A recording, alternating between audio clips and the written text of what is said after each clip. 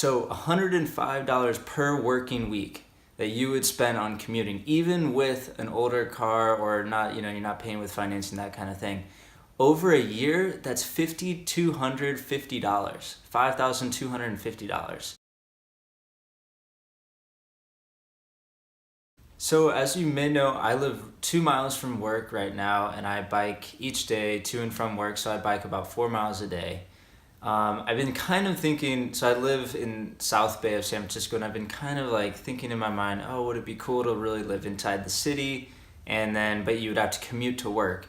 And it kind of takes me back to one of my favorite articles by Mr. Money Mustache, which is called The True Cost of Commuting. And I want to talk about that today and really what it costs, not only monetarily, but time-wise as well. What does it really cost to be able to have to commute each day, and what am I gaining in my current situation by only being 2 miles away from work? So I did a few little calculations. I want to mention that the IRS actually says that the cost of commuting per mile is around 50 cents. So my commute, if I lived in San Francisco downtown, would be about 30 miles. That means it would be $15 a day that would cost me. Now, some of you may say, okay, well, that's if you have like a really, really nice car that's not good on gas mileage, that kind of thing. And that's true. Even with my current car, which is old, it's already paid for with cash, it gets pretty good gas mileage. Let's just say it was 35 cents a mile. Even with 35 cents a mile, so that is, when I did the calculations, that's $21 a day. And over a week, that's $105. So $105 per working week that you would spend on commuting, even with an older car or not, you're not paying with financing, that kind of thing. Over a year, that's $5,250, $5,250. And over 10 years, that's $52,500 that you would ultimately be spending on your commute to work.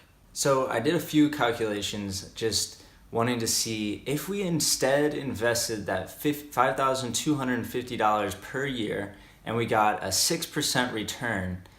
Over those 10 years of investing $5,250 each year, we would have $78,000 in the stock market at the end of 10 years versus, so we'd have $78,000 versus spending $52,500 after those 10 years of commuting. And that's just the monetary benefit. Not only did we save $78,000 versus spending $52,000, but my commute, if I was in San Francisco downtown, would be an hour at least each way. So that's 2 hours per day.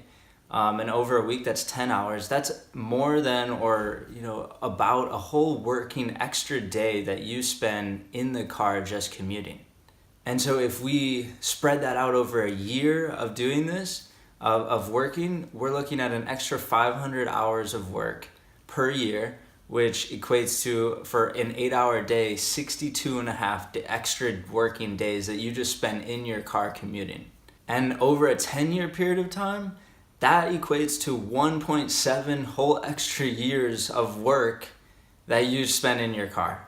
So not only is it a huge monetary benefit, but the time that you save by living close and potentially biking to work is huge as far as life satisfaction, doing other projects that you want to do, having time for friends and family, that kind of thing. So just to recap, over a 10-year period of time of me biking to work instead of commuting by car, I will have gained, on average, or pretty average, I will potentially have gained $78,000 versus spending $52,000. As far as time goes, I'm going to save, over 10 years, I'm going to save 1.7 years of time that would be spent in a car, but that I can spend either at home or hanging out with friends or working on other projects.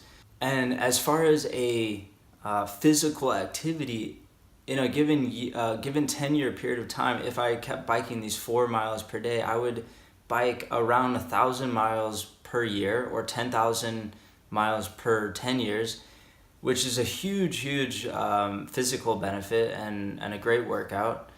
So yeah, thanks again for joining. I hope this shed some light into the idea of living closer to work and biking to work versus driving and commuting.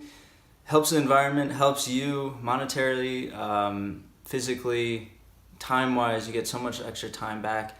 Thanks again for joining, and I'll see you in the next video.